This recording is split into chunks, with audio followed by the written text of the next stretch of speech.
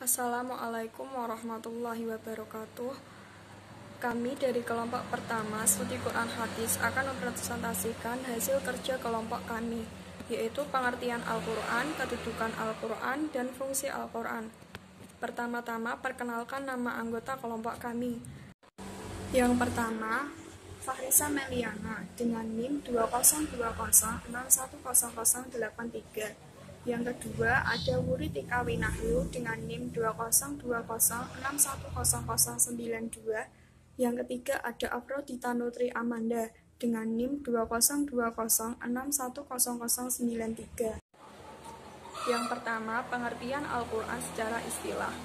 Pengertian Al-Quran secara istilah adalah kalam Allah yang bernilai mukjizat yang diturunkan kepada pungkasan para nabi dan rasul, yaitu Nabi Muhammad SAW, yang diturunkan melalui malaikat Jibril alaihi salam, yang tertulis pada masyahif, diriwayatkan kepada kita secara mutawatir, yang membacanya dinilai dengan sebagai ibadah, yang diawali surat Al-Fatihah dan diakhiri dengan surat An-Nas. Yang kedua, pengertian Al-Quran menurut etimologi. Al-Quran berarti bacaan, karena makna tersebut diambil dari kata qiraatan, yaitu bentuk masdar dari kata qara'a. Yang ketiga, pengertian Al-Quran menurut terminologi. Al-Quran menurut Ali As-Sabuni menyatakan bahwa Al-Quran adalah firman Allah yang mukjiz diturunkan kepada Nabi Muhammad melalui malaikat Jibril, yang ditulis dengan mushaf, diriwayatkan secara mutawatir, menjadi ibadah bagi yang membacanya, diawali dari surah Al-Fatihah dan diakhiri dengan surat An-Nas. Selanjutnya, kedudukan Al-Quran akan dibacakan oleh rekan saya, yaitu Wuri Tika Winahyu. Kedudukan Al-Quran. Setiap orang yang beriman wajib meyakini kebenaran Al-Quran, karena meyakini kitab-kitab Allah merupakan salah satu dari rukun iman. Al-Quran memiliki kedudukan yang utama diantaranya: 1.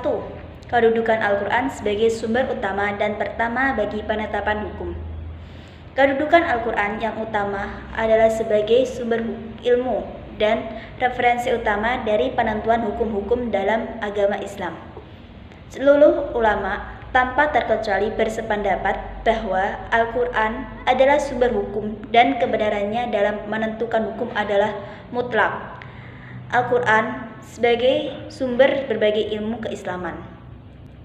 Kedua, kedudukan Al-Quran sebagai sumber utama atau pokok hukum Islam. A. Minhajul Hayah atau pedoman hidup. Sudah seharusnya setiap muslim menjadikan Al-Quran sebagai rujukan terhadap setiap problem yang dihadapi. B. Al-Quran sebagai suatu yang bersifat abadi. Artinya, Al-Quran itu tidak akan terganti oleh kitab apapun sampai hari kiamat, baik itu sebagai sumber hukum, sumber ilmu, pengetahuan, dan lain-lain. C. Al-Quran dinukil secara mutawatir, artinya Al-Quran disampaikan dengan orang lain secara terus-menerus oleh sekelompok orang yang tidak mungkin bersepakat untuk berdusta, karena banyaknya jumlah orang dan berbeda-bedanya tempat tinggal mereka. D. Agama Islam datang dengan Al-Qur'annya membuka lebar-lebar mata manusia agar mereka menyadari jati diri dan hakikat hidup di bumi ini. Selanjutnya, saya akan menjelaskan tentang fungsi Al-Quran. Al-Quran memiliki 4 fungsi. Yang pertama, menjadi bukti kebenaran Nabi Muhammad SAW yang dikemukakan dalam tantangan yang bersifat bertahap. Yang kedua adalah menjadi petunjuk untuk seluruh umat manusia. Petunjuk tersebut adalah yang biasa disebut syariat atau agama.